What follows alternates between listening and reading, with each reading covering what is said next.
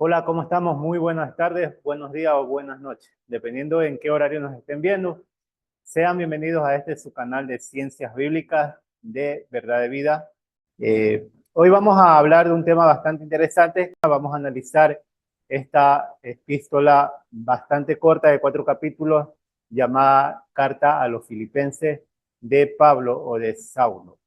Entonces voy a compartir pantalla en este momento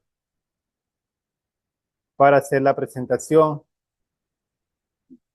de este tema. Espero pues que realmente que este tema sea de bastante interés para cada uno de ustedes. Ahí está la presentación. Carta a los Filipenses, un análisis histórico crítico.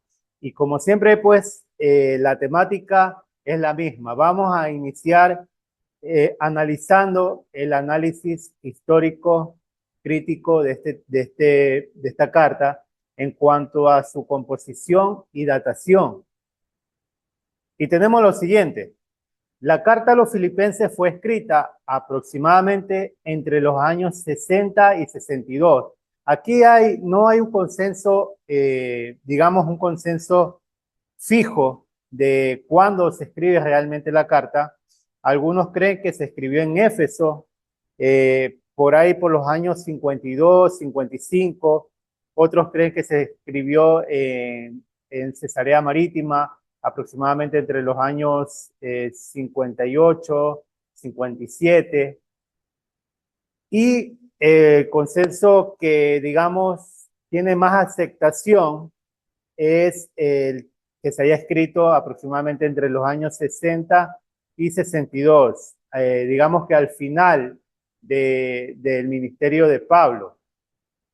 Entonces, ahí como ustedes ven, dice aproximadamente entre los años 60 y 62 de la era común, que es la fecha como más aceptada en cuanto a la datación de esta epístola llamada a los filipenses. La mayoría de los estudiosos coinciden de que Pablo escribió esta carta mientras estaba encarcelado en Roma, en espera de juicio tras apelar al emperador Nerón. Por la referencia de sus prisiones, esta palabra que la menciona, o cadenas, que se menciona en Filipenses 1:7, también en el verso 13, en el verso 17, y la otra referencia que es pretorio en Filipenses 1:13, es que muchos académicos coinciden y obviamente sugieren que Pablo estaba en una prisión romana. Entonces, esto es importante, ¿no? Que mantengamos estos datos eh, para que comprendamos no solo la datación, sino dónde se escribe esta carta y principalmente, pues, cuál es el propósito de esta carta, cuál fue la finalidad, con qué finalidad o el objetivo Pablo o Shaul escribió esta carta. Entonces vamos a seguir analizando este tema interesante y vamos a analizar su reseña histórica. Vamos a ver algunos datos históricos de este lugar a donde se envía esta carta, ¿no? En Filipense o Filipo, ¿no? Filipos fue fundada por Filipo II de Macedonia, el padre de Alejandro Magno, en el año 356 antes de la era común. Originalmente se llamaba Crenides o Crenides, pero fue renombrada Filipos en honor a Filipo II. En el año 168, antes de la era común, Filipo se convirtió en parte del Imperio Romano tras la victoria romana en la batalla de Picna. Más tarde, en el año 42, antes de la era común, Mar Anthony y Octavio derrotaron a los asesinos de Julio César, en este caso a Bruto y Casio, en la batalla de Filipos. En el año 31, antes de la era común, después de la victoria de Octavio sobre Marco Antonio y Cleopatra, Filipos fue reorganizada como una colonia romana. Aunque el latín era el idioma oficial, el griego era el idioma predominante hablado por la mayoría de la población. en un año o en una época donde estaba, había estado unos 100 años antes gobernando todos estos territorios, el imperio griego, es normal pues que el griego haya sido un idioma bastante común hasta el siglo I después de la era común, era un idioma bastante común, ¿no? Filipos tenía una mezcla de prácticas religiosas, incluyendo el culto imperial, que esto es pues parte de lo que tiene que ver con el imperio romano, ¿no? El culto imperial, donde el emperador era adorado como un dios, así como la adoración de dioses egipcios como Isis y Serapis. Entonces ya estamos viendo estos datos históricos para que nosotros tengamos en cuenta dónde estaba ubicada esta congregación o esta asamblea donde va dirigida la carta de Pablo llamada a los Filipenses. Vamos de aquí en adelante a ver algunas menciones de los padres de la iglesia, algunas evidencias patrísticas de cuándo se hacen las primeras menciones de esta carta, ¿no?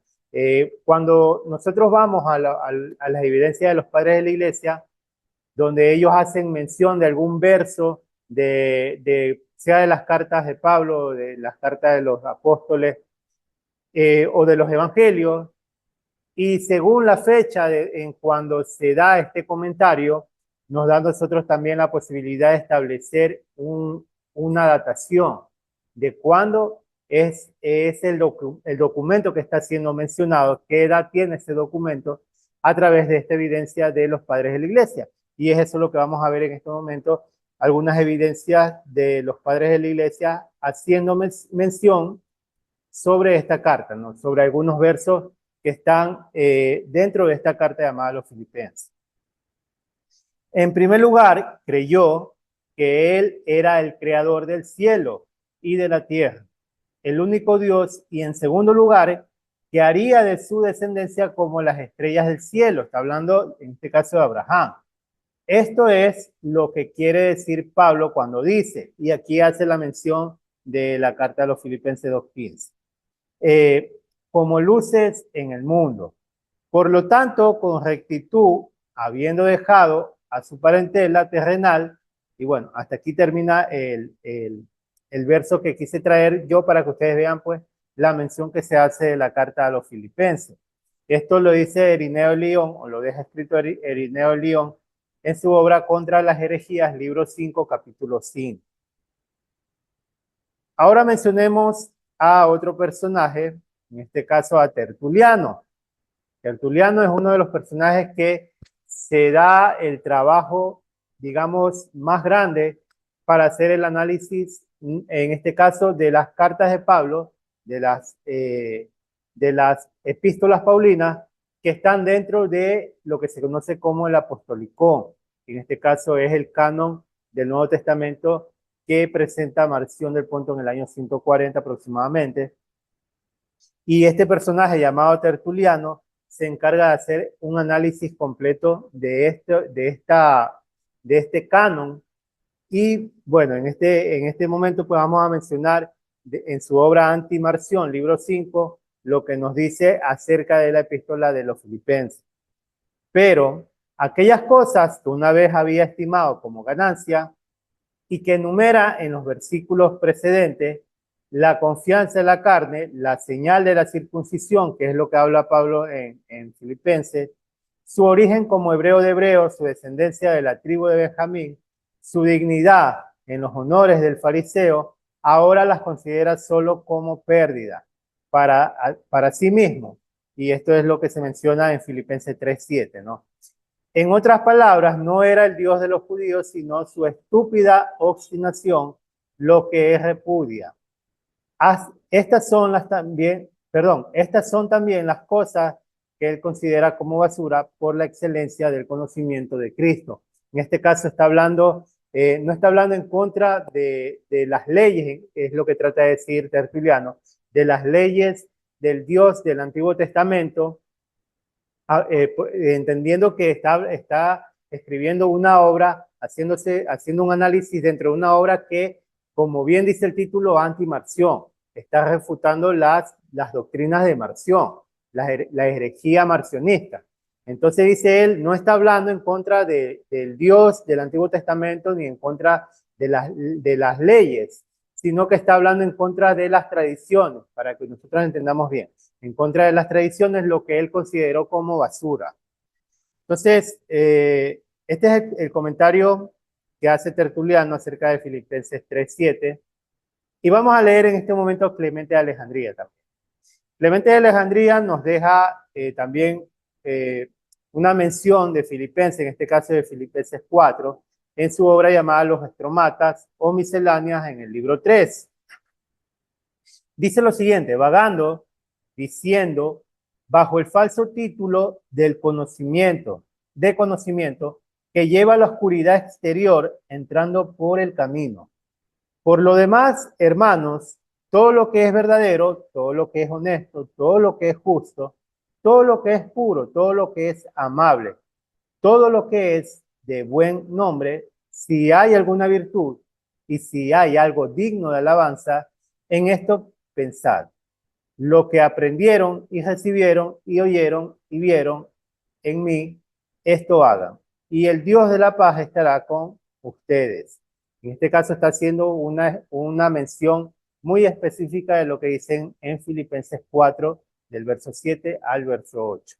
Entonces estamos ya, hasta aquí llegamos al final de estas menciones de los padres de la iglesia acerca de la carta de los filipenses, lo que nos da a conocer pues que ya era bastante mencionada o de bastante conocimiento esta carta en el siglo II, en el siglo III.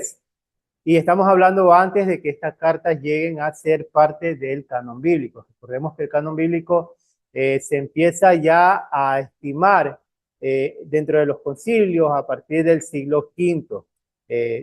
Digamos que por el año 380, 90, que empiezan los concilios para ya decidir un canon. Antes de esto, pues ya era de bastante conocimiento de muchos de los padres de la iglesia, como los que hemos mencionado.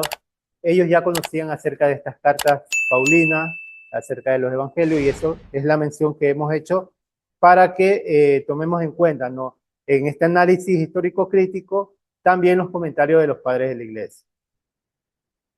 Bien. Continuando con el análisis de esta epístola de Filipenses, es importante que tomemos en cuenta las evidencias papirológicas que tenemos acerca de este documento.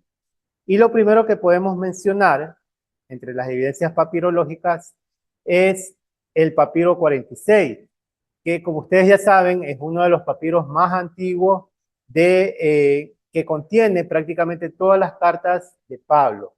Y este es un pequeño fragmento del papiro 46, donde específicamente pues contiene la epístola de Filipenses. Recordemos que este papiro tiene una datación entre el año 180 al año 200, quiere decir el siglo II, siglo III. Es uno de los papiros más antiguos que se tienen sobre, digamos, los documentos del Nuevo Testamento. El papiro 16, un papiro que se le da una datación aproximadamente entre los años 300 de la era común o el siglo IV, también es un papiro que contiene una parte fragmentada de este documento de Filipenses, como por ejemplo ustedes ahí ven entre paréntesis dice Filipenses 3:10 hasta el verso 17, y el capítulo 4 del verso 2 al verso 8 es lo que contiene este papiro del siglo IV, papiro 16. Y también tenemos otro papiro, el papiro 61. Este es un papiro ya más tardío, del siglo VIII, aproximadamente entre los años 700 se le da la datación. En cambio, esto tiene parte también de Filipenses, en este caso del capítulo 3. Ahora, algo importante de este papiro, el papiro 46, ¿cuál es el contenido que tiene en específico de esta carta? Los filipenses, entre los folios de este papiro, entre los folios 86 al 94, se encuentra parte de esta epístola.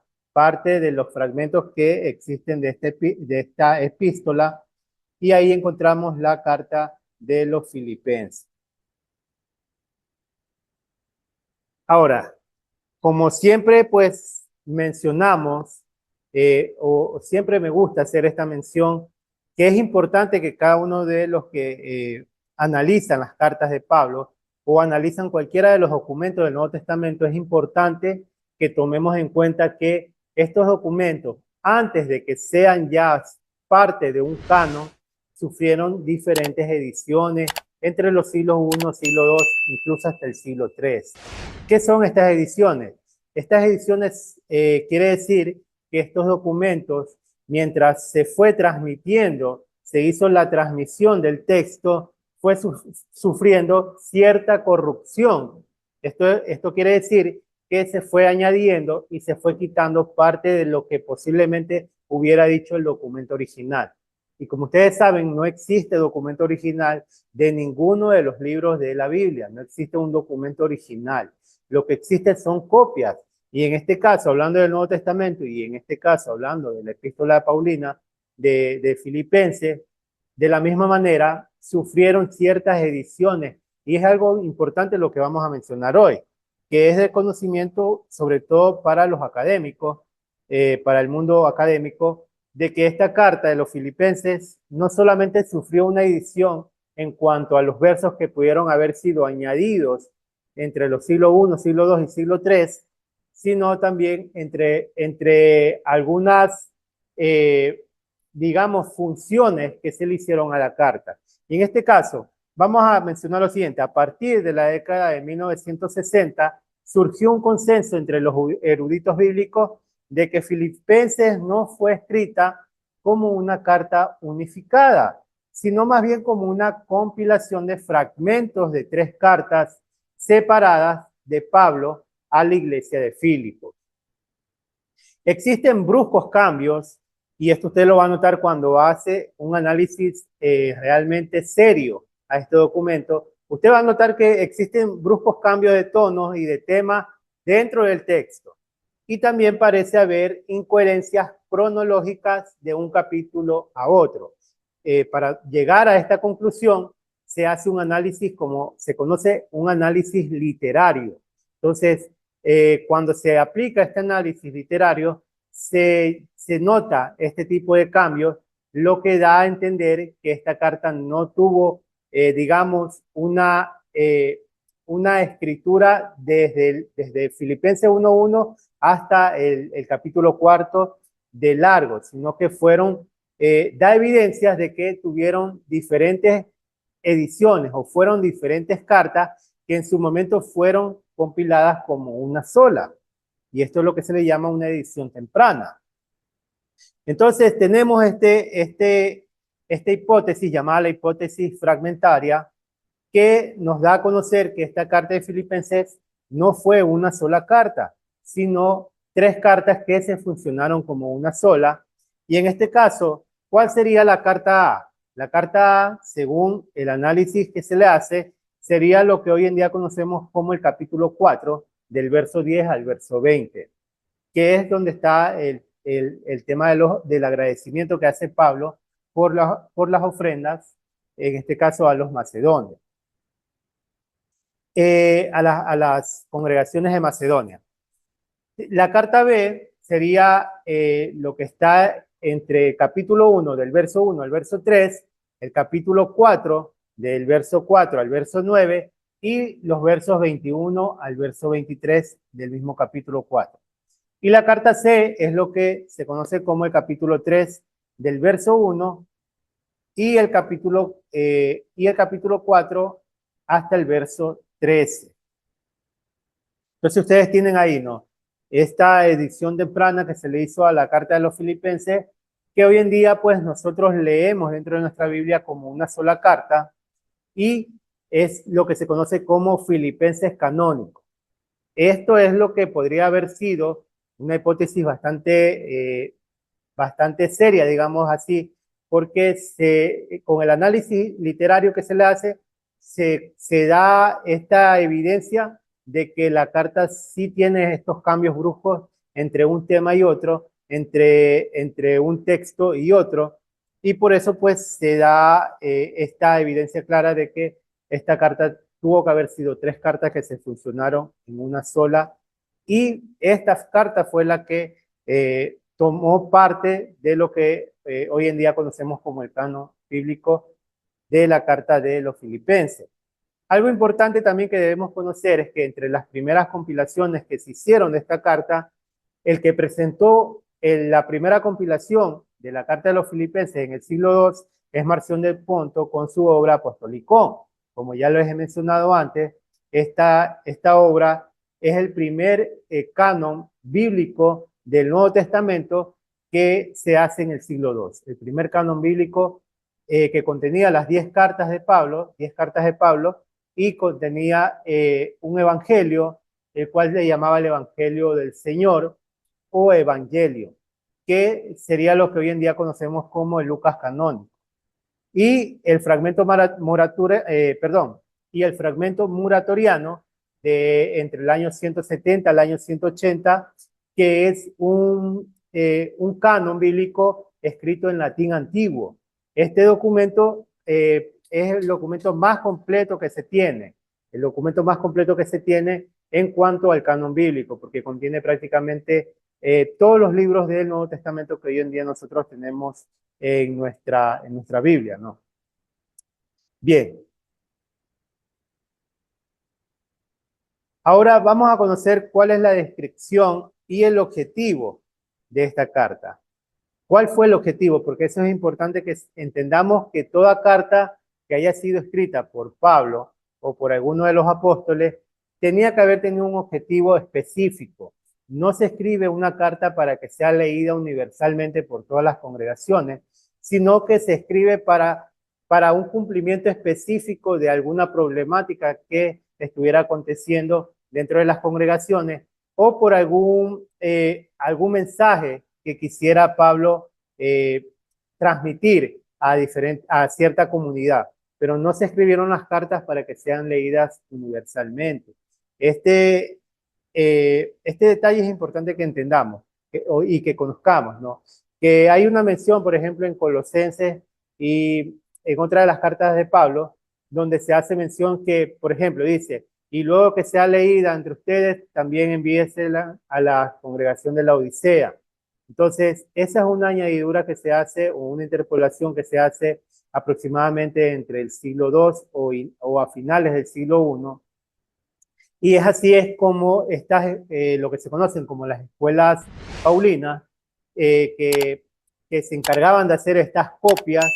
Es así como ellos decidieron que estas cartas no sean solamente leídas en las comunidades o en las congregaciones donde habían sido enviadas, sino que también sean leídas en las diferentes comunidades que había, en este caso, que había hecho Pablo, ¿no? Entre los diferentes lugares a donde había asistido y que había fundado, ¿no? Estas congregaciones. Entonces, es importante que entendamos esto, ¿no? Que el objetivo principal de cada carta es, y a donde va dirigida es para un cumplimiento. Y en este caso vamos a ver la descripción y el objetivo de esta carta, en este caso hablando de la carta de los Filipenses. Y podemos ver que entre el capítulo 1 y el capítulo 2, que sería la carta B, Pablo informa a los filipenses de su próxima condena en Roma y de su optimismo ante la muerte, junto con exhortaciones a imitar su capacidad de regocijarse en el Creador a pesar de las circunstancias. En el capítulo 3, que sería la carta C, advierte a los filipenses sobre lo que insisten en que la circuncisión es necesaria para la salvación. Eso es importante también que entendamos, que Pablo no estaba negando la circuncisión, sino la circuncisión como un tema, digamos, legal o tradicional entre los judíos, entre las sectas de los fariseos, como un tema de salvación. Y dando testimonio de que, aunque una vez fue un fariseo y celoso de la ley judía, en este caso hablando de las leyes tradicionales de los judíos, ahora considera que estas son cosas que carecen de valor en comparación con las buenas noticias de Yeshua. En el capítulo 4 también insta a los filipenses a resolver los conflictos dentro de la comunidad. En la última parte del capítulo, en este caso de la carta A, Pablo expresa la gratitud por los regalos que los filipenses le habían enviado y les asegura que el Creador les recompensará por su generosidad. Entonces, ahí ustedes tienen la descripción de la carta y el objetivo. ¿Cuál fue el objetivo de cada una de las cartas también, no? Porque ya mencionamos que eran 3 cartas que se funcionaron en una sola. Bien, vamos avanzando ya al análisis crítico de esta carta y vamos a mencionar en este caso Filipenses 1:1, lo que se podría conocer como el prólogo. El prólogo, en este caso, el inicio de esta carta, ¿no? ¿Cómo inicia esta carta? Según lo que nosotros podemos leer en la traducción de Reina Valera, 1960, dice lo siguiente: Pablo y Timoteo, siervo de Jesucristo, a todos los santos de Cristo Jesús, que están en Filipos con los obispos y diáconos. Ahora, hay un documento llamado el Códice Fuldensis del siglo VI. Este documento, el Códice Fuldensis, el prólogo es muy diferente. Y es lo que ustedes en este momento pueden ver aquí, escrito en latín. Pero yo le pongo acá abajo la traducción para que podamos entender lo que está diciendo, en este caso, Filipenses 1:1, en el Códice Fuldensis. Dice lo siguiente: los filipenses son macedonios. Ellos perseveraron en la fe después de haber recibido la palabra de verdad y no recibieron a falsos apóstoles. El apóstol los elogia escribiéndole desde Roma, desde la prisión, por medio de Epafrodito. Y aquí viene pues el análisis crítico muy interesante de esta carta, en este caso del prólogo en Filipenses 1:1, ¿no? Que vemos claramente en este códice, el Códice Fuldensis del siglo VI, que no hace mención de Timoteo. Sin embargo, en Filipenses 1:1, canónico, en este caso de Reina Valera 1960, menciona Pablo y Timoteo. Ahora, vamos a leer lo que dice aquí abajito en el cuadro, ¿no? Timoteo parece haber reemplazado a Epafrodito en el versículo 1:1, lo que sugiere una edición probablemente del siglo II o el siglo III para alentar la lectura de las epístolas pastorales. ¿Y por qué es esto? Recordemos que cuando hemos analizado el canon marcionista, el canon de Marción del Ponto llamado Apostolicón, en varias de las cartas de Pablo no existen pasajes que sí existen en las cartas canónicas. No existen pasajes que existen en las cartas canónicas y en ocasiones existen versos o pasajes que no existen dentro de la versión canónica que hoy en día nosotros tenemos en nuestras Biblias, ¿no? Entonces es importante que sepamos esto, que dentro de la compilación que hace Marción del Punto, esta gran obra que se llama Apostolicón, no se encontraron lo que se conoce como las cartas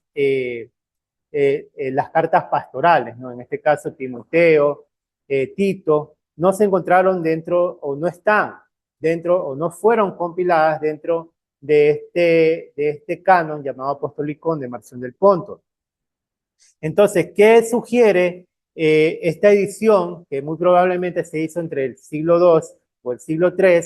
Es que se añade Pablo y Timoteo para sugerir de aquí en adelante pues la lectura de las epístolas, en este caso de las cartas pastoral de Timoteo. Una sugerencia muy, digamos que muy sutil, ¿no? Porque ya hace mención de que Pablo estaba junto con Timoteo cuando escribe este documento. Entonces, pues, es importante que conozcamos este análisis, ¿no? Este análisis crítico sobre esta carta de Filipenses y en este caso del capítulo 1, verso 1, lo que le llamaríamos el prólogo, para que podamos entender que esta edición probablemente se hace es para que en este caso las congregaciones tengan como las cartas de Timoteo o las cartas pastorales como cartas que son necesarias para las comunidades o para las congregaciones poder leerlas. Entonces se hace la edición y se añade en este caso a Timoteo y se omite en este caso a Epafrodito como en este caso lo estamos viendo en este códice que es del siglo VI. No es un códice bastante, digamos, bastante tardío, es un códice del siglo VI que estaría entre los códices, digamos que los códices más confiables en cuanto al análisis, ¿no? Porque los códices, si ustedes pues están al día con las presentaciones que hemos venido haciendo, el códice más antiguo es el códice sinaítico del siglo IV. Entonces, de aquí en adelante, pues los códices empiezan a aparecer del siglo IV, siglo V, siglo VI.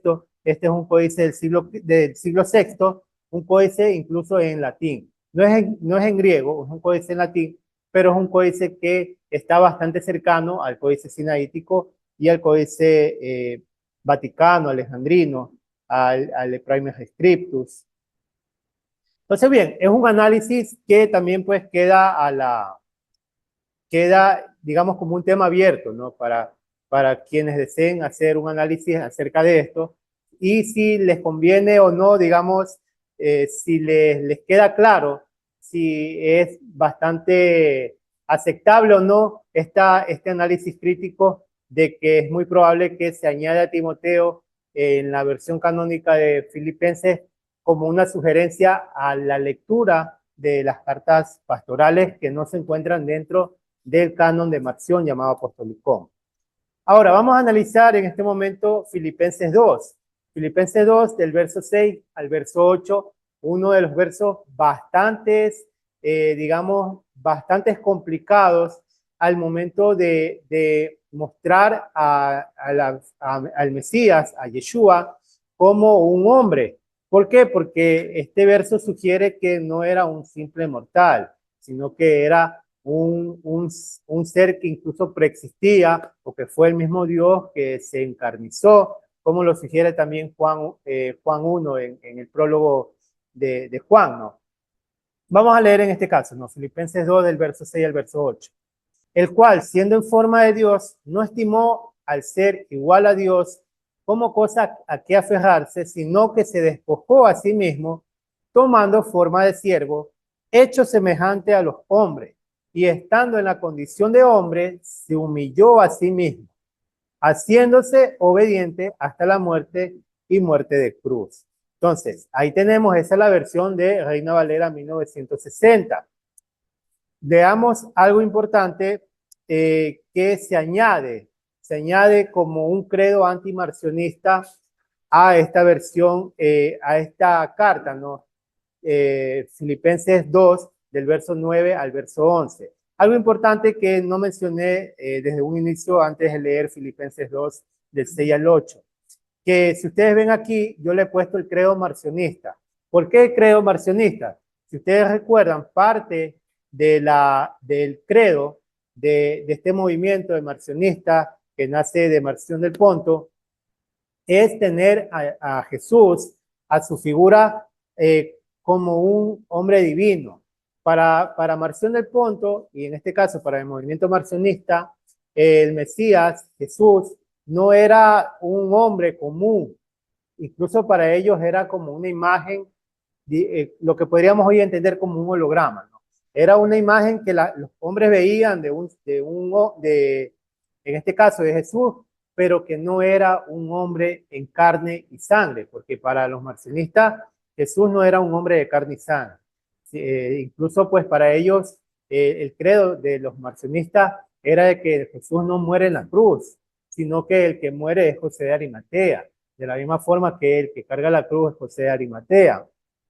Entonces, parte del credo marcionista, que es muy probable que este verso lo haya añadido, en este caso Marción, porque recordemos que Tertuliano habla de que Marción hizo una mutilación a los textos de esta obra, y que también se menciona que también añadió lo que para él, lo que él consideraba como lo que tenía que tener este canon, y en este caso, perdón, las epístolas paulinas.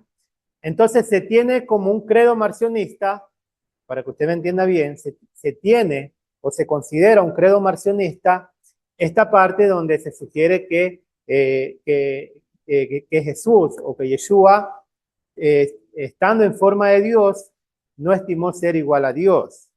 Ahora, nosotros cuando explicamos este verso, nosotros entendemos claramente que no hace referencia como que es la figura de Dios, que en este caso que era Jesús, la figura de Dios, y que no estimó ser Dios, no. Nosotros lo podemos entender desde otro concepto más al pensamiento hebreo, pero no es eso lo que vamos en este momento a analizar, sino vamos a analizar lo que se considera como una edición o como una añadidura o como una interpolación que se ajustó o se añadió a esta carta, como mencioné anteriormente, entre el siglo II y siglo III, y es lo que se conoce como el credo antimarcionista, que son los 3 versos siguientes de Filipenses 2, en este caso estamos hablando de los versos 9 al 11, que dice lo siguiente: por lo cual Dios también lo exaltó hasta lo sumo y le dio un nombre que es sobre todo nombre, para que en el nombre de Jesús se doble toda rodilla de los que están en los cielos y en la tierra y debajo de la tierra, y toda lengua confiese que Jesucristo es el Señor, para la gloria de Dios Padre. Esto pues estamos leyendo como dice literalmente en la versión de Reina Valera 1960. Ahora, es importante lo que yo les pongo este comentario en este cuadrito azul. Dice lo siguiente: algunos académicos sugieren que los versos del 9 al 11 tienen un concepto adopcionista, muy parecido a los emperadores romanos, quienes cuando adoptaban a un heredero al trono lo exaltaban con nuevos títulos. Este es el concepto que tienen algunos académicos sobre este verso.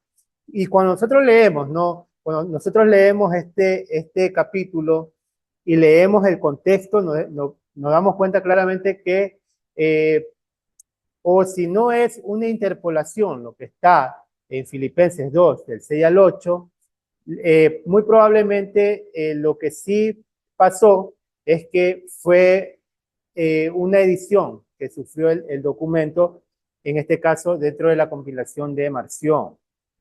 Pero vemos que los padres de la iglesia que añadieron versos dentro de los documentos del Nuevo Testamento, ellos decidieron en algún momento añadir estos 3 versos siguientes para en este caso, hacer una distinción de que no está hablando de Jesús como el Dios mismo que decidió despojarse de su figura de Dios, sino que vemos claramente el contexto que habla de que el mismo Creador lo exaltó hasta lo sumo por él haber puesto la vida, en este caso, por el pueblo de Israel. Entonces, vemos claramente cómo los padres de la iglesia decidieron, a través de estos versos, ir en contra de la doctrina marcionista. Vamos a leer un último comentario en este caso, sobre este mismo pasaje, ¿no? de Filipenses 2. En la disputa de Agustín con Fortunato, en el capítulo 7, este documento se llama Acta Seu Disputatio contra Fortunatum Manichaeum.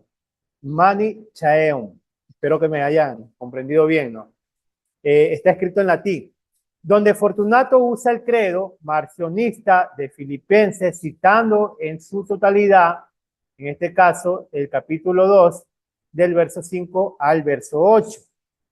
Y veamos lo que dice dentro de este documento. Dice lo siguiente: Fortunato dijo, esto sentimos los que nos instruye el bendito apóstol Pablo, quien dijo, sientan esto en ustedes, lo que también en Cristo Jesús, quien, aunque estaba constituido en la forma de Dios, no consideró el ser igual a Dios como una rapiña, sino que se despojó a sí mismo tomando la forma de siervo, haciéndose semejante a los hombres y hallado en condición de hombre, se humilló a sí mismo y se hizo obediente hasta la muerte. Y ahí abajo yo le puse una nota que dice, es muy probable que Agustín citó la Vulgata Latina. Y recordemos que la Vulgata Latina es del siglo IV, del siglo V también, ¿no? Aproximadamente es la datación que se le da a esta traducción a esta traducción latina, ¿no? Del canon, en este caso del canon católico. Y en este caso vamos a ver una variante textual que se encuentra en Filipenses 1, en el capítulo 14.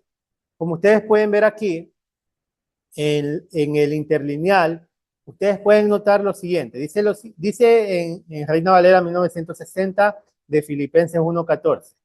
Y la mayoría de los hermanos, cobrando ánimo en el Señor, con mis prisiones, se atreven mucho más a hablar la palabra sin temor. Ahora, cuando vamos al griego, que está aquí abajo, el interlineal, aquí dice, cuando dice la palabra sin temor, antes de poner sin temor, añade del Dios. Pero en la traducción de Reina Valera no se encuentra esa palabra del Dios, podríamos leer lo siguiente, ¿no? Y la mayoría de los hermanos, cobrando ánimo en el Señor con mis prisiones, se atreven mucho más a hablar la palabra de Dios sin temor. Es lo que dice en el interlineal, la palabra de Dios sin temor. Ahora, ustedes pueden ver aquí, yo les traje las variantes textuales de este capítulo, ¿no? El capítulo 1, verso 14. Ahí ustedes pueden ver tou, deu, que tiene atestiguado, está en el Códice Sinaítico, en el Códice Alejandrino, Vaticano, y en los demás códices que ustedes están viendo aquí, ¿no? Algunos códices minúsculos. Está escrito justamente lo que estamos viendo aquí en el interlineal.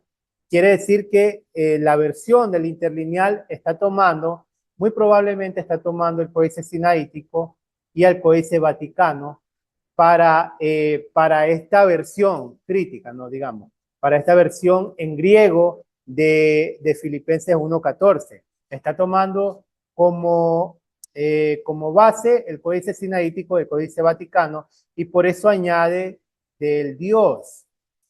Sin embargo, en otros manuscritos se encuentra curios, ¿no? En vez de poner Dios, ponen curios, pero algo también que debemos mencionar es que esta palabra se encuentra omitida en el papiro 46, en algunos manuscritos de la familia bizantina y en la versión de Marción. En este caso, en Apostolicón, se encuentra omitido esta palabra y por eso es que no la encontramos aquí en la Reina Valera, ¿no? En la Reina Valera no encontramos porque muy probablemente, pues, Reina Valera, como nace del texto Receptus, muchos de los manuscritos del texto Receptus descienden de la familia bizantina. Y por eso es que en Reina Valera pues vemos que no existe o está omitido en este caso la variante de Dios que sí se encuentra en el Códice Sinaítico, Códice Vaticano del siglo IV.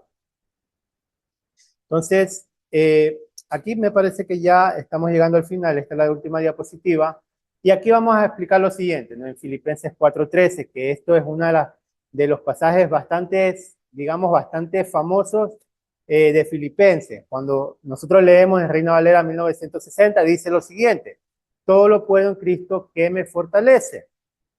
Sin embargo, esta variante textual que dice Cristo no se encuentra en el interlineal como usted ve aquí, ¿no? Y recordemos que este interlineal toma como base el Códice Sinaítico del Códice Vaticano.